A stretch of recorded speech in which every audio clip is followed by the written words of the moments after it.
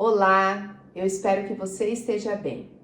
Eu me chamo Larissa Senhorim, sou fisioterapeuta clínica e pesquisadora do sistema facial. Tenho mestrado em fisioterapia e doutorado em ciências da saúde.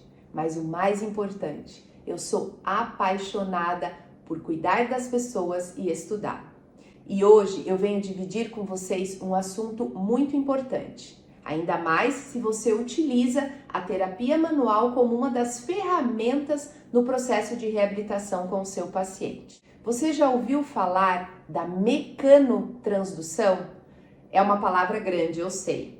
Mas para a gente entendê-la melhor, vamos pensar da seguinte forma: dividi-la. Mecanotransdução.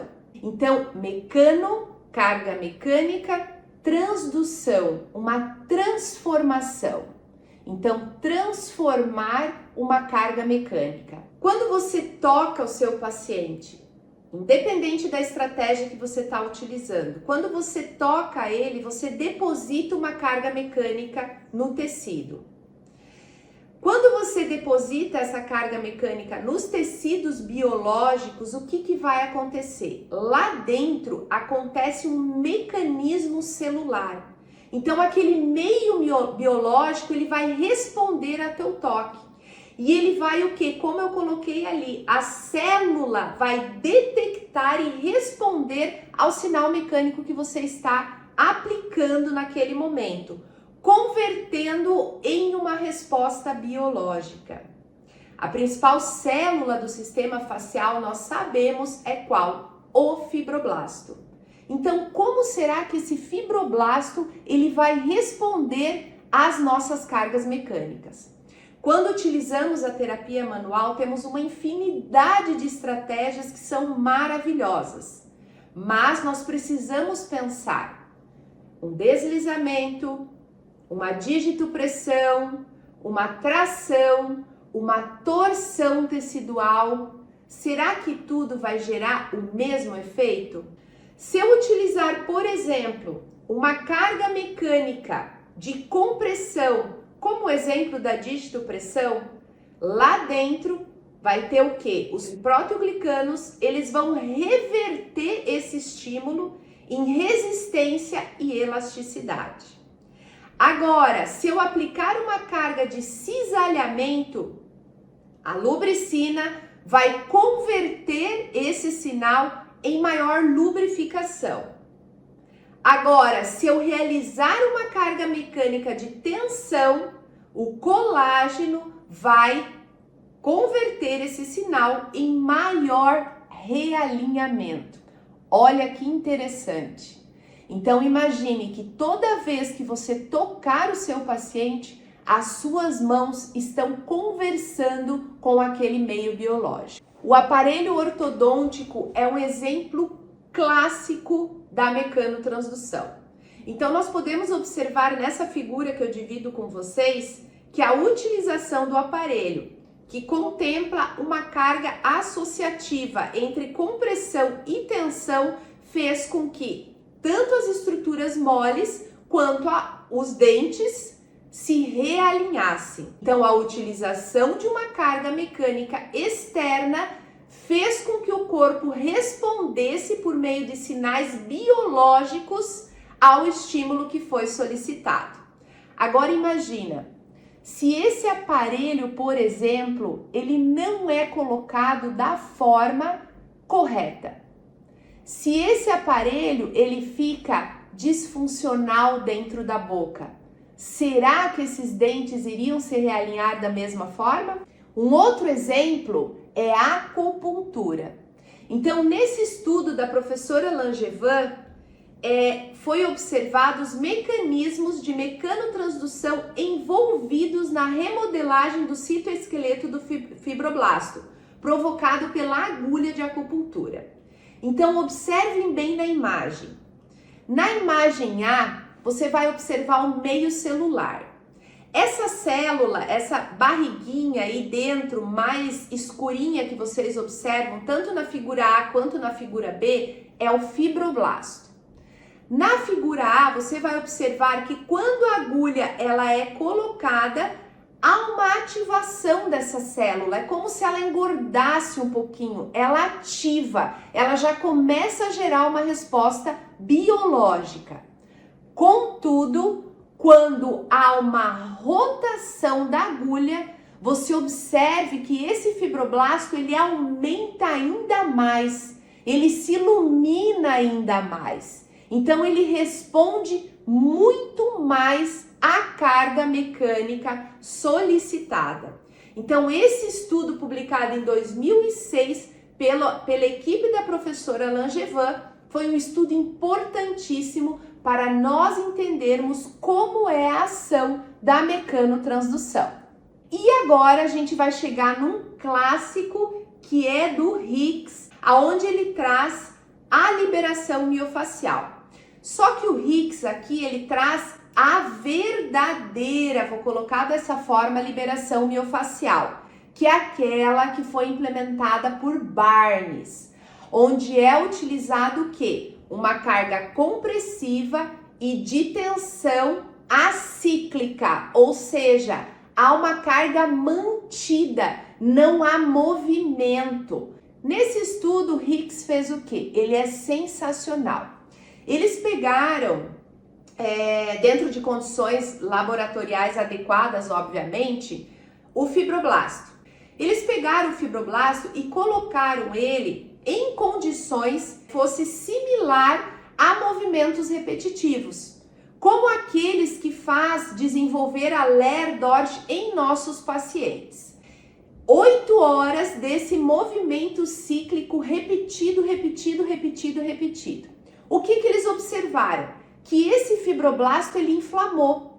Esse fibroblasto ele iniciou uma cascata inflamatória.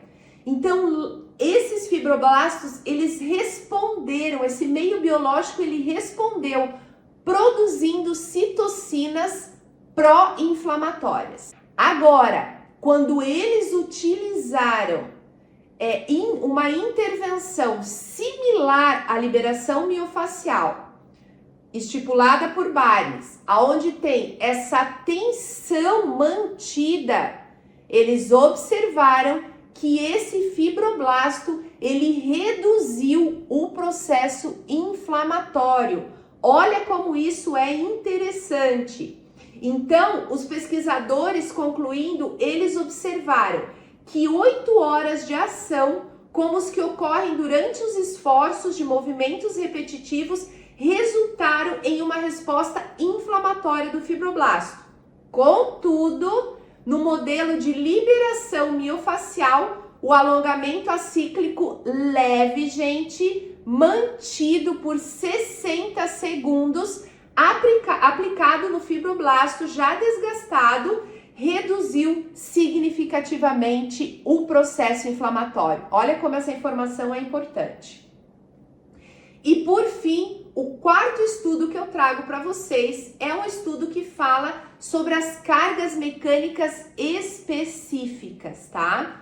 O trabalho, ele vai utilizar um modelo matemático tridimensional para investigar como diferentes cargas mecânicas aplicadas na terapia manual influenciam o comportamento da substância fundamental da fáscia, especialmente o ácido hialurônico. Lembra quando eu falei ali no começo que a fáscia tem um rico meio biológico? E hoje a gente vai iniciar esse entendimento pelo fibroblasto. Mas na fáscia também há uma outra célula muito especial, chamada de fasciocito.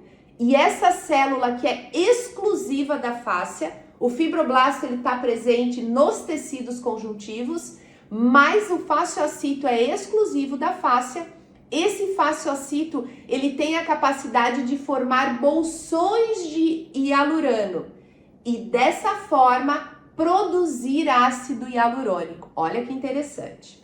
Então, em um compilado, de uma forma resumida, a gente pode observar o que por esse estudo? Que técnicas rítmicas e oscilatórias, similar ao cisalhamento, rítmicas e oscilatórias, eles tiveram maior potencial de modificar o ambiente extracelular.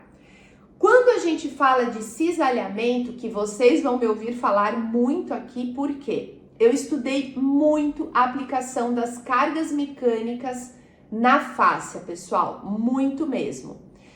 E quanto mais eu estudava e mais eu praticava na minha clínica, eu comecei a observar que dependendo da forma que eu tocava o meu paciente, eu gerava uma resposta diferente.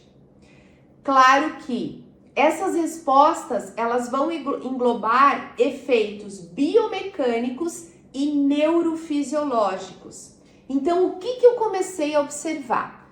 Que uma carga mantida, como a liberação miofascial, ela é ótima.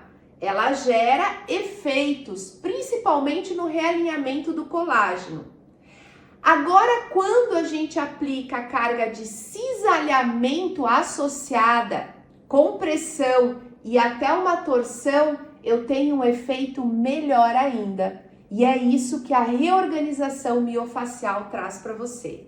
Então, a RMF, ela não é uma intervenção passiva, ela não é uma intervenção onde o paciente vai deitar e tirar um cochilo na maca, ela é uma intervenção de presença, que foi algo que eu também observei nos meus estudos. Mas mais para frente a gente vai conversar um pouquinho melhor sobre isso. Mas o mais importante associado nesse conteúdo que eu trouxe hoje para vocês é o seguinte: a RMF, ela é uma intervenção que ela usa dessas cargas mecânicas de uma forma muito inteligente para gerar respostas biológicas no seu paciente. Respostas essas que vão ajudar a tratar a dor e quadros disfuncionais, amplitude de movimento, edema e outros mais, ok? Então, olha só, ele entra em casa, essa informação entra em casamento com o que eu comentei com vocês.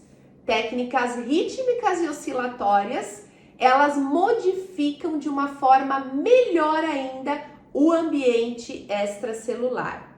Técnicas compressivas intermitentes, como por exemplo a digitopressão, ou algumas intervenções que nós usamos na RMF também, elas aumentam a pressão e fluxo. Só que o que esse grupo de Max Roman trouxe para nós? Que técnicas lineares contínuas, como os deslizamentos, são boas também, mas elas têm um efeito mais limitado no modelo que eles utilizaram. Hoje, falando sobre mecanotransdução, a gente pôde entender melhor ainda como a aplicação das nossas cargas vão influenciar diretamente o nosso meio biológico. Mas mais importante ainda, como irá influenciar os resultados das nossas intervenções. Então, aplicar uma carga compressiva, uma carga mantida em tensão ou uma carga oscilatória geram certos efeitos. Imagine se eu combinar essas cargas. Se eu combinar, por exemplo, uma compressão com uma angulação a 45 graus, que é a que a fáscia mais gosta, e ainda associar um cisalhamento e posterior torção. Já pensou o resultado que eu vou ter? E é isso que eu implementei na reorganização miofascial. Essas cargas combinadas que vão gerar ao seu paciente um resultado melhor ainda. Então, só para concluir o nosso estudo dessa semana, portanto, nossos pacientes vão responder à conversa acionada por nossas intervenções manuais. E a fáscia é altamente responsiva a estímulos mecânicos, a aplicação de cargas mecânicas. Então, se você gostou desse conteúdo, saiba que eu estou aqui com muito amor no coração para dividir muito mais com vocês e também aprender cada vez. Se você se interessar por esses estudos que eu apresentei hoje, por favor, peça-os aqui, que eu terei o maior prazer de dividi-los com vocês. Então, espero ter a companhia de vocês mais vezes. Se você quer entrar comigo em A Ciência da Fáscia, aonde nós teremos vários conteúdos sobre prática clínica mesclada, unida à ciência. Segue esse canal, ativa o sininho e vem passar mais tempo comigo. Um grande abraço e fiquem com Deus.